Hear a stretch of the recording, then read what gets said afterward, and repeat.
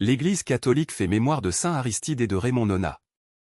Aristide, certes un prénom peu donné en Europe, mais encore fréquemment porté en Afrique et en Amérique centrale, il signifie, d'après le grec, le meilleur. Philosophe grec à Athènes, au IIe siècle, Aristide s'est converti, au péril de sa vie à la religion chrétienne. Il a le courage d'intervenir en faveur des chrétiens persécutés, près de l'empereur Adrien, il lui a dédié une apologie du christianisme. La tonalité de sincérité joyeuse de ce témoignage montre combien Aristide expérimentait le bonheur d'être chrétien. Par son influence et ses interventions, il réussira à obtenir une accalmie des persécutions, mais il mourra lui-même martyr sous l'empereur Antonin, vers l'année 150. Saint Raymond Nonat. Raymond est un prénom d'origine germanique, qui signifie conseil et protection.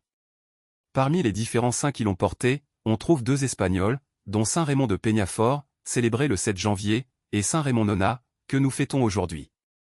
Saint Raymond fut appelé Nonat parce qu'il avait été retiré de sa mère déjà morte. Il entrera dans l'ordre de la merci, de la miséricorde envers les captifs, fondé par saint Pierre Nolasque, notamment sur les conseils de l'autre Saint Raymond, de Peñafort. Il met en œuvre toutes ses ressources pour racheter les chrétiens prisonniers des morts. Il ira même jusqu'à se faire otage à leur place. Libéré, il sera fait cardinal par Grégoire IX mais très épuisé, il mourra rapidement à Cardona en 1240. Il n'avait que 36 ans. Saint Aristide et de Saint Raymond Nonat, priez pour nous. Évangile. Tu as été fidèle pour peu de choses, entre dans la joie de ton Seigneur. Alléluia. Alléluia. Je vous donne un commandement nouveau. Dit le Seigneur. Aimez-vous les uns les autres, comme je vous ai aimé. Alléluia. Évangile de Jésus-Christ selon saint Matthieu. En ce temps-là, Jésus disait à ses disciples cette parabole. Un homme qui partait en voyage appela ses serviteurs et leur confia ses biens. À l'un il remit une somme de 5 talents. À un autre 2 talents. Au troisième un seul talent. À chacun selon ses capacités. Puis il partit. Aussitôt, celui qui avait reçu les 5 talents s'en alla pour les faire valoir. Et en gagna 5 autres. De même, celui qui avait reçu 2 talents en gagna 2 autres. Mais celui qui n'en avait reçu qu'un alla creuser la terre et cacha l'argent de son maître.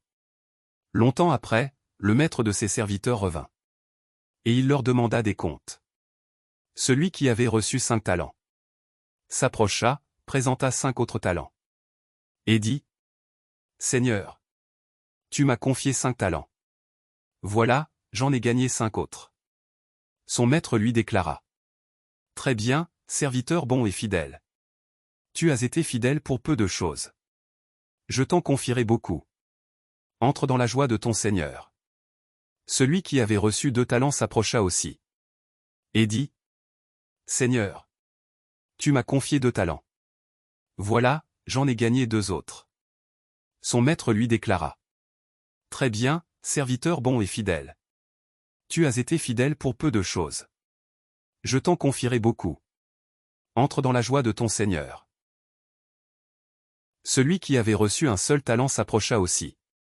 Et dit, Seigneur, je savais que tu es un homme dur. Tu moissonnes là où tu n'as pas semé. Tu ramasses là où tu n'as pas répandu le grain. J'ai eu peur, et je suis allé cacher ton talent dans la terre. Le voici. Tu as ce qui t'appartient. Son maître lui répliqua. Serviteur mauvais et paresseux. Tu savais que je moissonne là où je n'ai pas semé. Que je ramasse le grain là où je ne l'ai pas répandu. Alors, il fallait placer mon argent à la banque.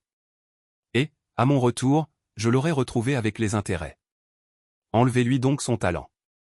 Et donnez-le à celui qui en a 10. À celui qui a, on donnera encore. Et il sera dans l'abondance. Mais celui qui n'a rien se verra enlever même ce qu'il a. Quant à ce serviteur bon à rien, jetez-le dans les ténèbres extérieures.